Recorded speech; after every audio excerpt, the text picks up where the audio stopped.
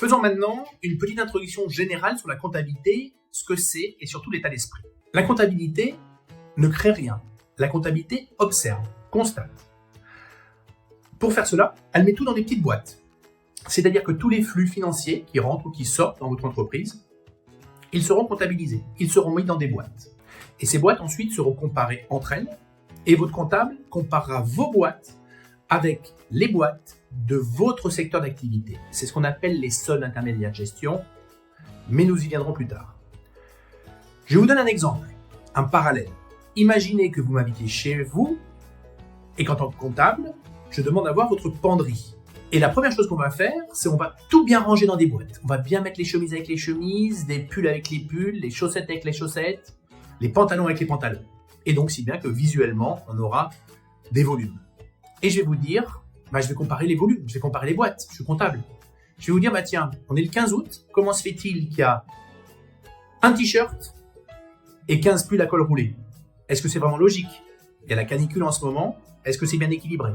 Voilà un exemple. L'argent dans votre entreprise est à considérer comme étant un moyen et non pas un objectif. Je précise mon idée. Votre entreprise doit gagner de l'argent pour être pérenne. Votre entreprise doit gagner de l'argent pour payer 5 types de partenaires sans lesquels vous ne pouvez pas fonctionner. Les premiers partenaires sont les fournisseurs, ceux qui vous fournissent des biens et des services que vous allez acheter, consommer, voire revendre. Si vous ne les payez pas, ils ne vous livrent plus. Deuxièmement, viennent les travailleurs. Alors je mets dans travailleurs aussi bien les salariés que vous allez prendre que vous-même en tant qu'entrepreneur. Dans les deux cas, vous devez payer des salaires et des charges sociales. Si vous ne payez pas vos salariés, si vous-même ne gagnez pas d'argent, vous allez arrêter. Ensuite vient l'État. Alors on est en France, on sait qu'il y a une lourde fiscalité, mais l'État prend sa part. Vient ensuite la banque, les banquiers. Alors les banquiers ne sont pas considérés comme des escrocs qui vous prêtent un parapluie quand il fait beau, ou qui ne seront jamais là quand vous avez besoin d'eux.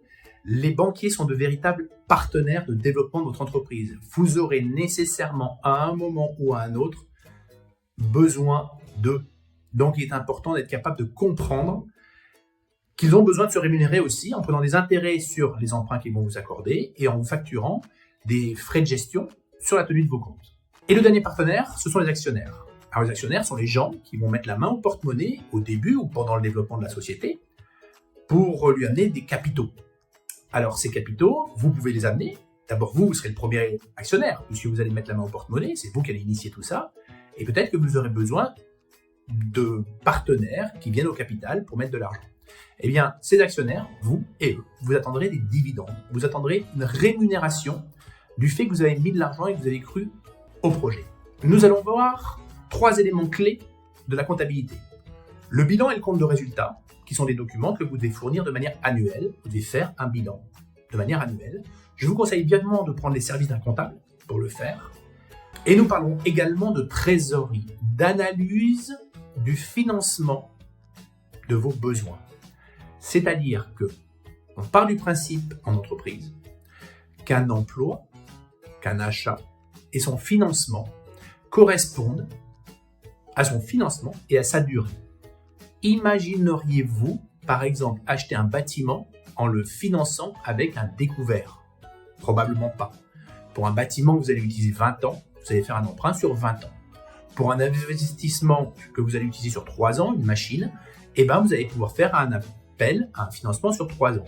Si vous avez le cash, est-il plus pertinent de garder ce cash en disponibilité ou de se démunir de tout l'argent qu'on a devant soi pour payer une machine? Cette machine, on va l'utiliser pendant 3 ans. Alors pourquoi est-ce qu'on va tout le temps et en une fois se démunir de l'argent que nous avons?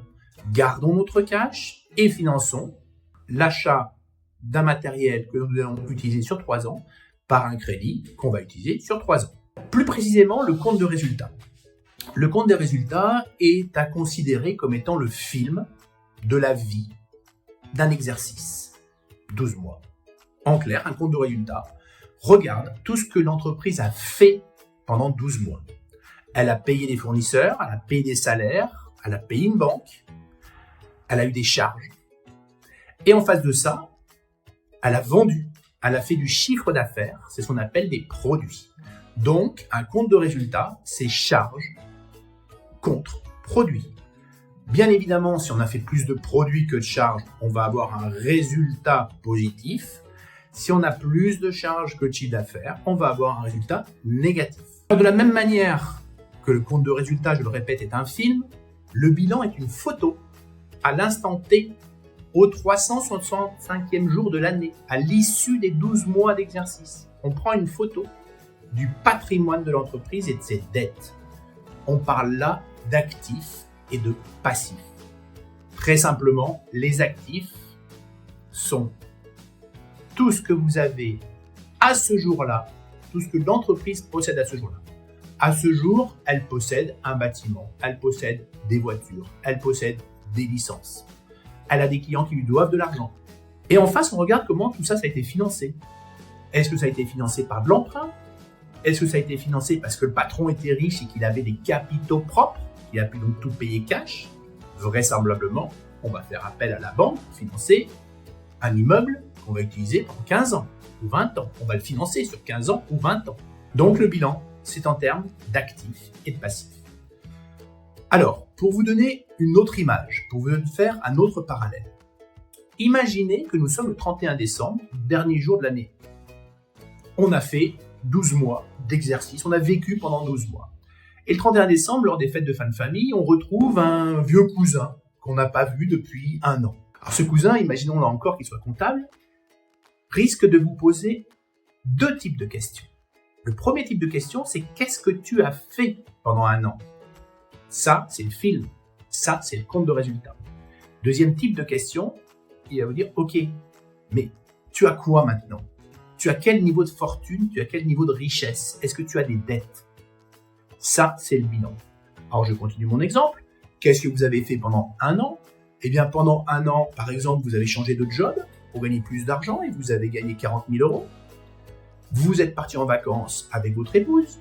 Vous avez décidé d'améliorer votre maison et de faire de la peinture pour redécorer. Vous vous êtes mis à la randonnée, vous avez dû acheter un sac à dos et des baskets. Voilà ce que vous avez fait. Et puis, qu'est-ce qui vous reste à la fin de l'année? Là, ce dernier jour, qu'est-ce que vous avez? Ce cousin, vous allez lui dire, j'ai un appartement que j'ai acheté, j'avais un peu d'apport et puis la banque m'a aidé pour financer le reste. Je l'ai financé sur 15 ans. L'appartement est un actif et au passif en face, on a un financement banque et on a des capitaux propres, votre apport. Voilà ce qu'il en est du bilan. Comme ce qui nous intéresse, c'est la projection, puisque vous n'avez pas vos propres bilans peut-être si vous commencez. Alors, si vous avez déjà 1 ou 2 ans d'exercice, c'est encore plus facile parce que vous les connaissez. Mais si on se met maintenant dans notre cas de figure présent, donc de projection, eh bien le compte de résultat, ça va être de se projeter pendant 12 mois dans l'activité, dans votre quotidien. De quoi va être fait votre quotidien? Quelles sont les charges que vous allez avoir? Est-ce que vous allez payer de l'électricité? Est-ce que vous allez acheter de la marchandise? Est-ce que vous allez prendre des salaires? Est-ce que vous avez des frais de banque? Est-ce que vous allez prendre un site internet? Ça, ce sont des charges. Et en face, on va se projeter en se disant, tiens, et quel chiffre d'affaires je vais faire? Alors ça, le chiffre d'affaires, c'est toujours une simulation. Et il faut toujours partir sur une simulation qui au moins couvre le niveau de charge, de manière à ce que votre résultat soit au moins à l'équilibre, voire qu'il y ait un petit résultat positif dès la première année.